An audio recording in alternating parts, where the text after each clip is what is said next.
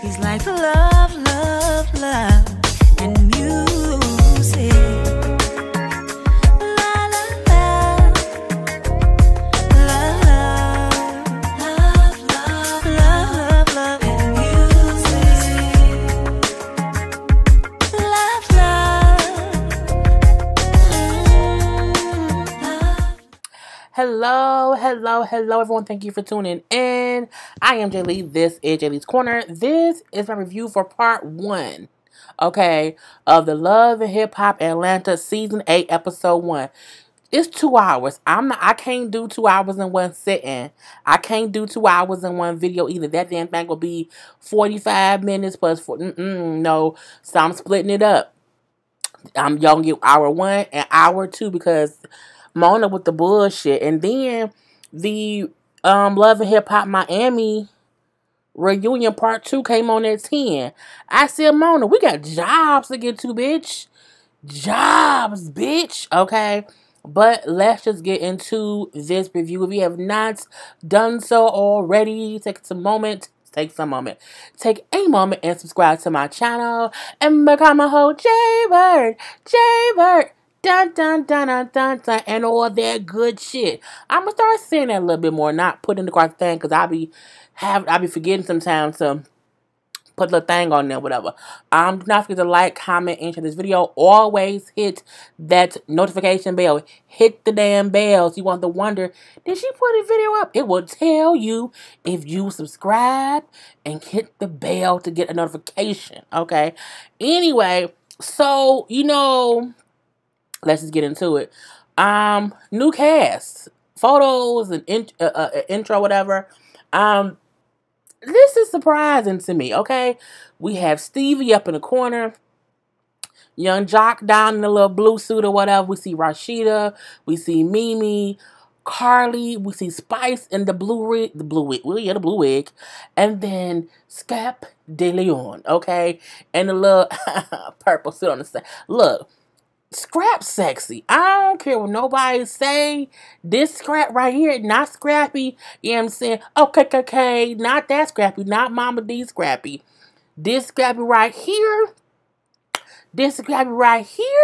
He's very, very attractive. Now, I know this is him all done up, bearded up, haircut up, all that goodness or whatever, but he looks good. And if you can't notice he looks good, then you're tripping, okay? And so this is like, these are the main people in the beginning credits. I guess so, honey, but we're going to get to. So we do see the beginning of the episode starts off Faith and Stevie J. It's around the time they was in, I don't have all the pictures pulled up, y'all, so I'm going to pull them a little bit here and there. So we see this was shot around the time that he and Faith was in Vegas for the Soul Train Awards, okay? Now, look, Stevie looks, different. I ain't going to say good or bad. He looks a little bit different. He looks clean. I think before, Stevie had been on drugs and had been fooling around with unsavory people, okay, with the Jocelyn's of them all, with the respirators of them all, whatever them girls' names was. He was with all them people and they was team too much. I can say he seems or he looks happier now that he's a married man and with Faith, so we're going to see what it is. So they married or whatever. They live in LA now.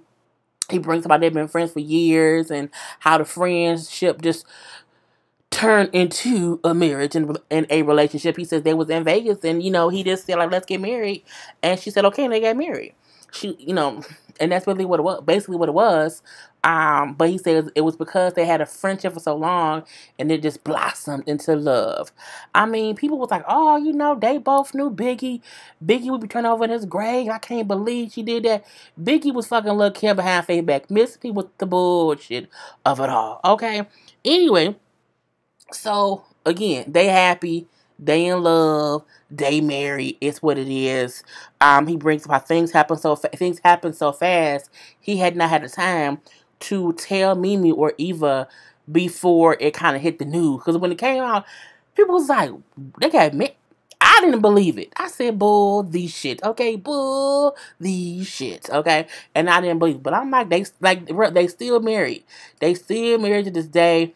We haven't heard no rumors about him, about her. Like, they like a real ass couple just living a married ass life. So I mean, I heard that they are going to be on Love and Hip Hop Hollywood.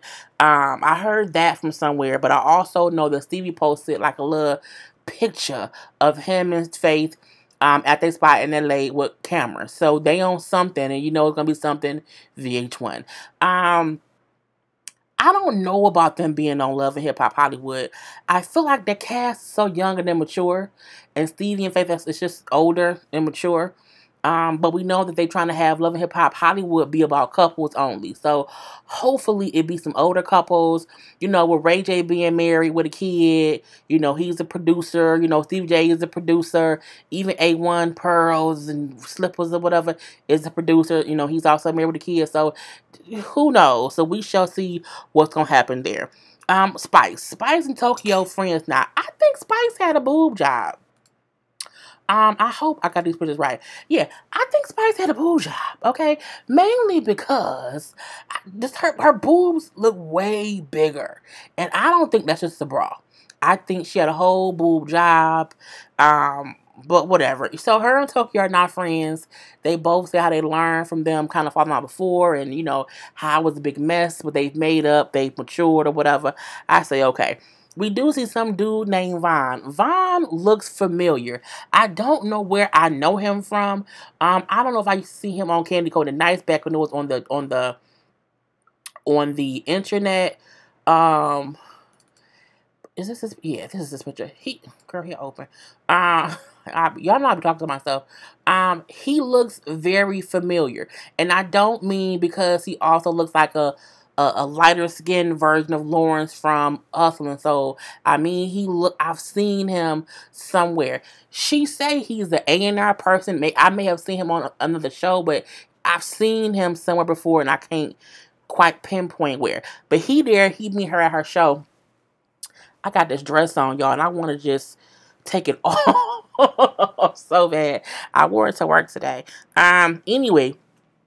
So it's these new tags that I be having to cut off because I don't like tags on my skin. Girl, focus. So he is telling Spice how, I know you've been doing all these things in Jamaica. You're now here trying to do things. And he tells her how, you good, but you're not good enough. I think you can do more. I think what works in Jamaica maybe won't work here, and you should kind of start over from the beginning, and kind of reinvent yourself, and do something different to kind of get a bigger audience here. But I'm like, is no one gonna mention her boobs? Her boobs just they're distracting to me. Okay, to me, they're distracting. Anyway, we do see her being upset that he's saying this. Took her, he can leave. Who says that? People tell me I should lose weight to do whatever. People gonna have their opinions. You know what I'm saying? I feel like I don't feel like what he said had any malice into it. He gave a simple, very vague critique. It wasn't even specific to how you look. It was you need to just reinvent. Okay, you need to just do things differently here. But it's true. What works in Jamaica? What gives you work in Jamaica? What gets you popular in Jamaica? It's true. It don't always work here. The same thing that what may get you popular in America may not work in another country. So the offense that she took to it, that Tokyo took to it, I was like, okay, y'all doing too much. We got time for the bullshit. And so he does leave. Now she all in her feelings or whatever. Who says I have to change myself? But you had a boob job, so you changed yourself in one way or the other. So you can't change yourself and get mad when someone says, "Hey, you should try to switch some things up." But he didn't say what. You didn't even ask him. What you mean? Should I get a different wig? Should I promote myself? What do you think I should do differently? But I guess she didn't care. So we do later on see her talking to her kids at home, and the kids, they live in Jamaica with her mom, her family, and she, travels and performs or whatever to make money. And her son say, why can't you have a regular job like other people? You know what I'm saying? Because they miss their mama. And so she all sad and crying, like, I promise y'all it's gonna be worth it. I really promise y'all I'm doing all this for y'all. She hangs out with them.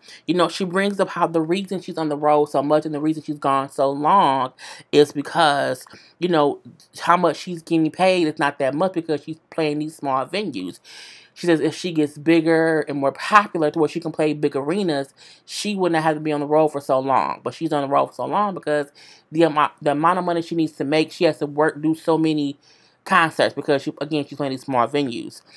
We see Karla come over, the chit chat, and Spice is still, I'm just so sad, I want to do this, I want to do that, people keep telling me how I need to change this, or how I just feel like it's just, people don't get me. And I'm just frustrated.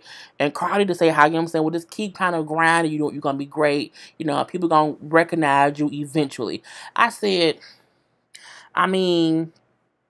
is Carly the best person to take advice from about music? Because she was going to be an artist and it just didn't work out.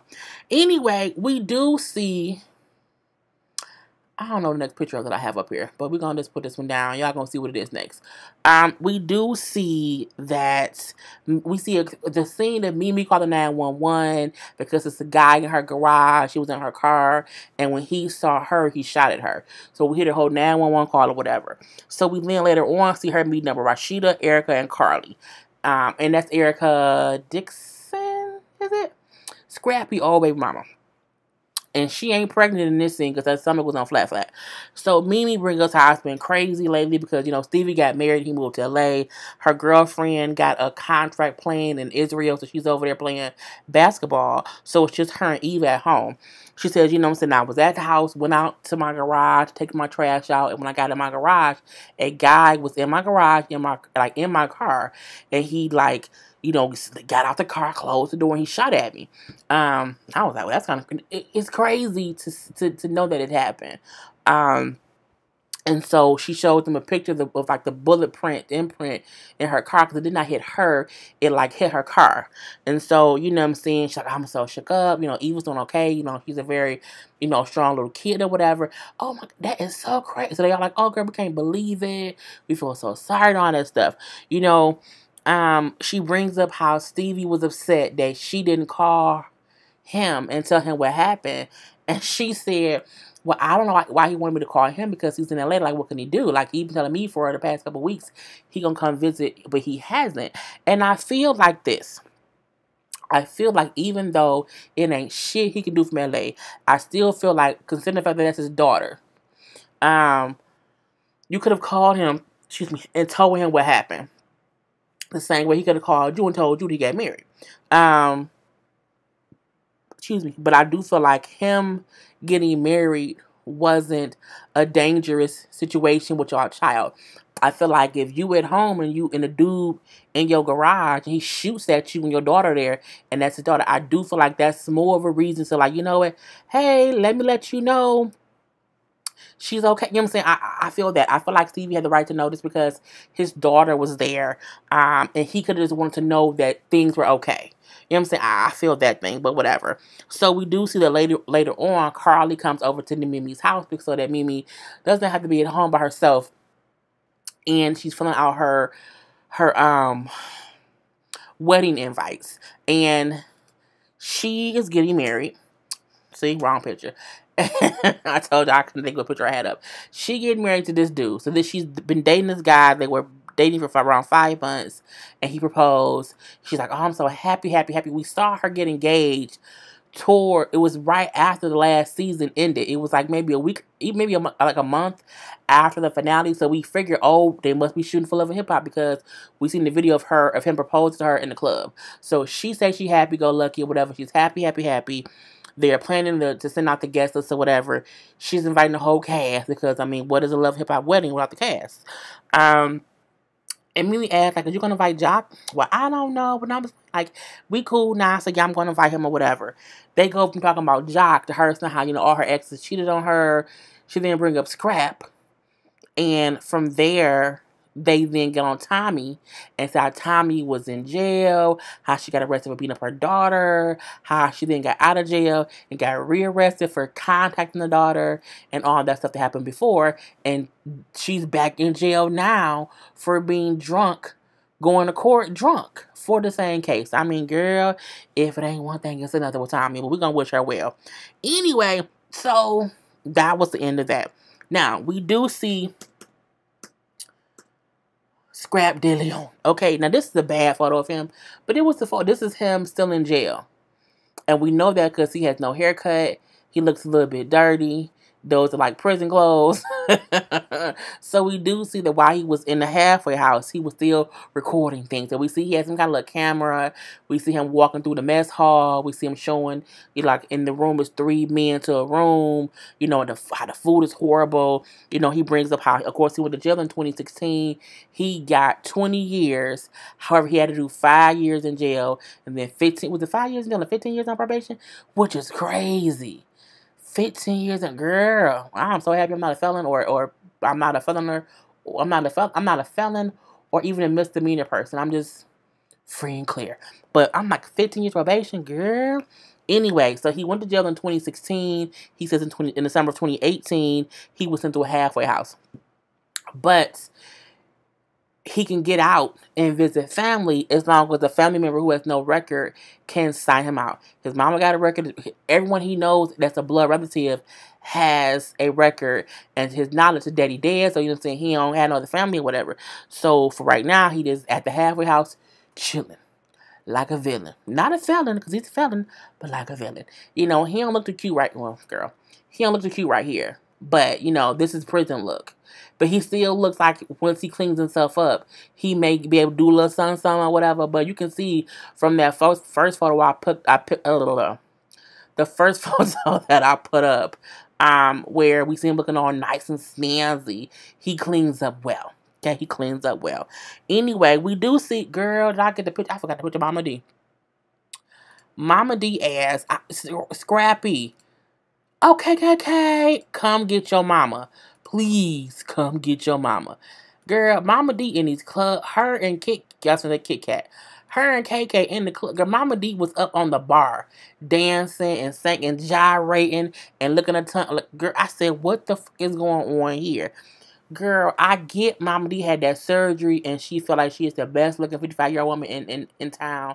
And Mama D does look very presentable for a 55-year-old woman. But she ain't up on the bar top dancing and tripping. Girl, Scrap, come get your mama, okay? Now, the Scrap's mamas is hanging out. Because the fact that both of their sons is called Scrap is crazy to me. So, the Scrap's mamas, you know what I'm saying, hang around till now, whatever. You know, Mama D's bring up how, you know, Bambi about to adopt the baby, how her and Scrap live with her, and also Bambi mama live there too. And I say, your house that big? I guess so. You know, and she's like, Bambi mama getting on all her nerves, okay? All the nerves. This outfit is crazy. I can't deal with it. So we see that whole thing, and then KK is saying how she has a plan to get Scrap out to visit, you know, because they have a family member who don't have no record. But she don't say what's going on with her, whatever. But this outfit is atrocious, girl. It's atrocious. So we do see Stevie take Eva out, and I think this is the next picture. If it ain't, we're gonna just have to skip on through it. She looked just like her daddy, okay? Just like her daddy. So Stevie takes Eva out to eat because he flew in to Atlanta after the whole shooting situation came. He flew out to see his baby girl. So at dinner, we see he introduced Eva to Faith Evans. And he tells her, like, hey, you know what I mean, we got married. So Eva didn't know he got married. You know, Mimi had not told her, and Stevie had not told her either. So Stevie then told her with the wife sitting right there, okay? And that was her face. She was like, oh, okay. So they're like, is it a good thing? Like, she's like, I'm speechless, but it's a good thing. So she wasn't like sad or upset or weirded out. She was just shocked. I think she would have been just as shocked had Stevie told her right there, or had her mama told her at the house. I think she's a very nice little girl. She seems very smart, inquisitive, and girl, she's funny. Stevie then says, "How would you feel about moving to LA so we can be closer?" She said, "You need to ask my mom, the person who raised me." I said, "Let him know. Let him know." And she like, my mom has to make that decision, because she's raising me. And I say, you know what? That's who take care of her. She is very smart. Okay, she's a smart little girl. He then asked, like, well, what happened at the night, what happened that night in the house? Oh, you gonna make me talk about it? Oh my God. Okay. And she says how, she was in the house. She heard a noise. She's like, I thought that a trash bag had popped. She says, but it was someone shot at her mom. And she said, my mom called 911. Stevie then says, well, why didn't she call me? She said, for what? What can you do? He says, I'm better than 911. She said, stop. You're putting too much pressure on me. I said, oh my God. She is so adorable. You can see him and her have a playful relationship. I even like how when Stevie was asking her stuff, Faith was looking like, don't do that. And Faith had that I'm a mama and you doing too much face, but I ain't gonna say shit face on camera. But I'm gonna tell you later, you doing too much. It was a cute little thing. Like, it was what it was. Cute little scene. So when Eva gets home, well, her mama, because her mama knew that, she went to lunch with her daddy, she tells Mimi, well, Dad asked me if I wanted to move to LA. And she's saying, what did you say? I told him he has to ask the person who raised me. You. She's like, go ahead, girl. She then says, I met his wife. And she was like, oh, okay. Was she nice? How did that go? And Eva said it was fine, that she was nice or whatever, and it was cool. Are you going to talk to my dad? Justifying. She said yes. Mimi is upset. I can't believe he would introduce him, Eva to his wife before me. I'm upset. Girl. I feel like this. I would be very surprised if Mimi has never met Faith. I feel like as a mom, you do want to meet the person that will be around your child, that your child's parent married or was with or whatever. The reason I feel like Mimi is over exaggerating is because it's fucking Faith Evans. It's fucking Faith Evans. And I feel like Mimi has been around long enough in those circles that she's met Faith before. Faith isn't a stranger. Jocelyn was a stranger.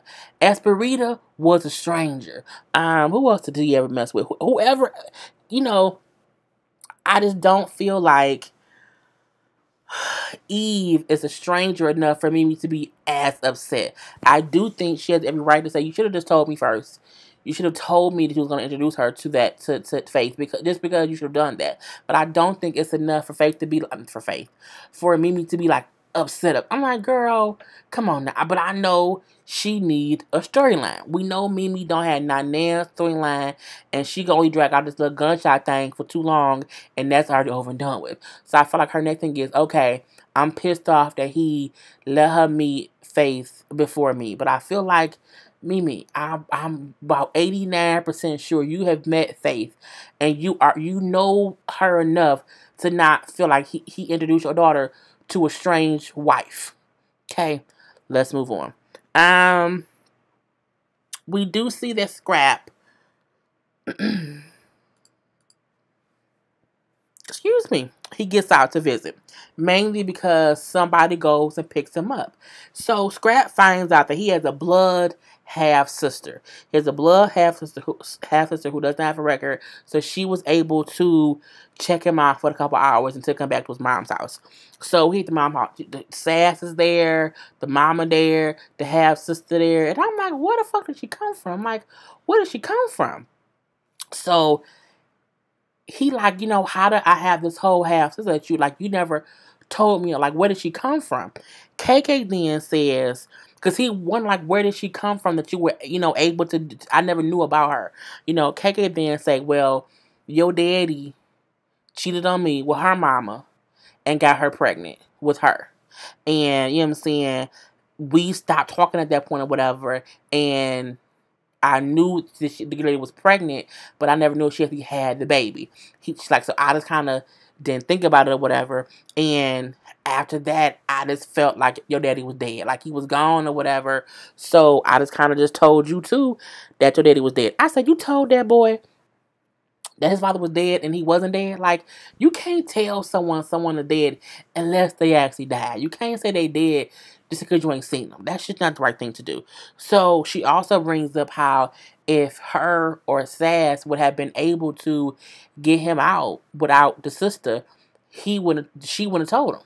He would still have not known that, one, his daddy is actually alive, and two, he has a whole half sister that's his same age. He and the sister are both 30 years old. Scrap say, oh, so we ghetto twins because they're like the same age. I'm like, girl, and the girl, her name was Cheyenne. And so Cheyenne then said, I've met our dad before. I've talked to him here and there, whatever. He was in jail for 23 years, but he got out. He's had different ailments. He's been sick here and there. He had a stroke. He had all these things that happened. And, Scrap like, well, all right. If I want some answers, I'm going to go to the source. So he going to meet with the daddy eventually. But at least now his half-sister, who's his blood sister, can sign him out where he can come out and come meet his family, whatever. He can be at either his sister's house or the mama's house. And I'm like, that's cool. So we do see Spice, who go to see a doctor. Because Spice wants to bleach her skin. She says she thinks people are saying that she needs to change. They're saying that she's too dark skinned. And I say, who the fuck? Who said that? Who said that?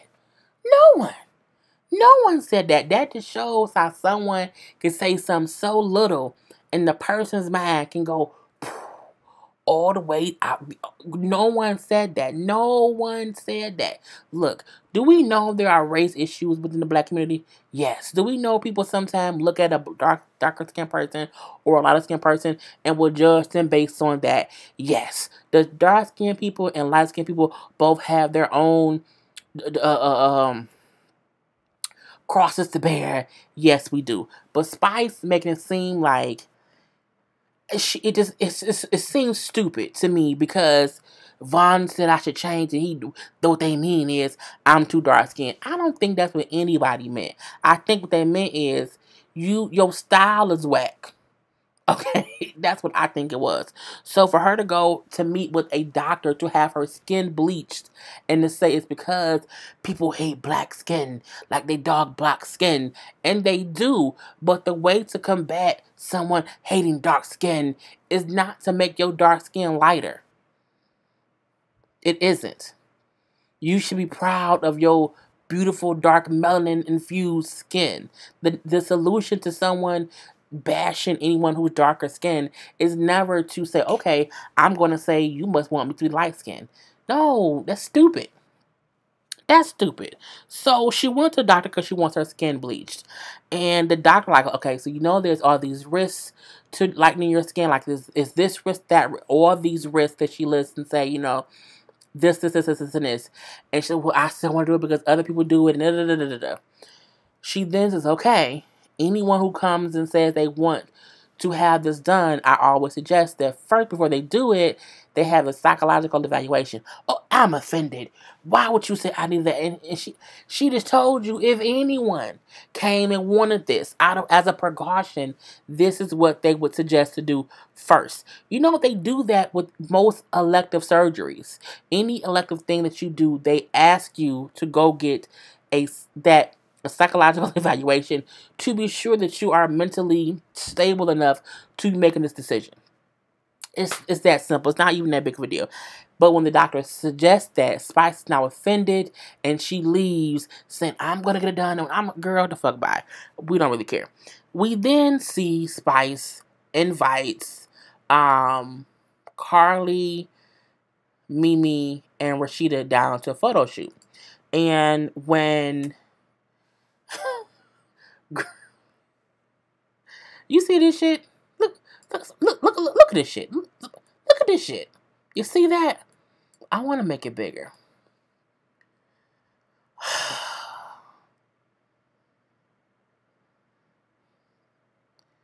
People are stupid. Like, I don't even know how else to say it besides people are stupid. So she has this makeup on to make herself look white. And when Carly walk in, Carly shocked. We then see Rashida and Mimi walk in. They like, well, I thought we was mixing with Spice and Carly. And they really don't realize that that's Spice. And so Carly say that Spice and Spice starts talking. And they're shocked. Like, what are you doing? Like, what's going on? Spice going to the whole thing of people saying I need to change this, I need to change that. They don't like my skin color because they dark black people's skin and da. So I'm going to have my skin bleached. I'm going to do a whole thing. She go into the whole spiel of that. Mimi and Rashida like, girl, are you ready for the backlash you're going to get? Because how is it that you are saying that you don't like how people are dogging black skin, so you're going to bleach your skin? Like, that doesn't make any sense. And she's all like, you don't get it, I'm dark skin. She said to Mimi, you wouldn't understand because you don't get what I go through because you're not black. I am black. I'm black every day. I was born black. You're not my complexion. And that's something else. You shouldn't tell one black person that they're not black. You just should not. I like how I can't remember if it was Mimi or who said, like, you can't want to say your skin is great and then go bleach your skin. Like, it just doesn't make any sense. They going back and forth, whatever. And then, Spice is getting, well, you had a boob job. Like, that's an augmentation. And Mimi said, I breastfed for 3 years and my titties got flat and I had a boob job. I'm like, but Spice, I think you had a boob job too, homegirl. So what is you talking about? At least in your confession you did. They was talking loud back and forth. I feel like Spice is stupid. I do. And I'm not trying to be offensive to anybody who's darker skinned. I am a proud African American woman. I would not care if I was 10 shades darker or 1-2 shades lighter. I feel like the way to combat someone who says, oh, you're too dark this or whatever, is never to say, well, I should lighten my skin. I just don't think that's smart. I think black skin is beautiful. It really, the tones of African American, the fact that we are one of the best race with our skin tones, because there are so many different complexions to us and we are all beautiful. So it's just, I think it's crazy how she's making it seem like I have to do this to show people that my skin is beautiful. Well, no, bitch. Show your naturally beautiful black skin. And anyone who says anything different, fuck them. Okay? Anyway, Mimi pissed off because, again, Spice told her that she's not black. And, bitch, I'm black, and he's black, is what Mimi said. And then Mimi leaves out, all right, whatever, Snowflake. And Spice saying, whatever, you still had your titties done. I said, you hoes is petty. Anyway, and that was all for part 1. So let me end here, y'all. I have to still watch part 2. And it's 11:47. These motherfuckers. Mona, don't you do this shit no more, Mona. Okay, we do not need this much. Matter of fact, I might not even do Miami until tomorrow. I'm done anyway. Peace. He's like love, and music.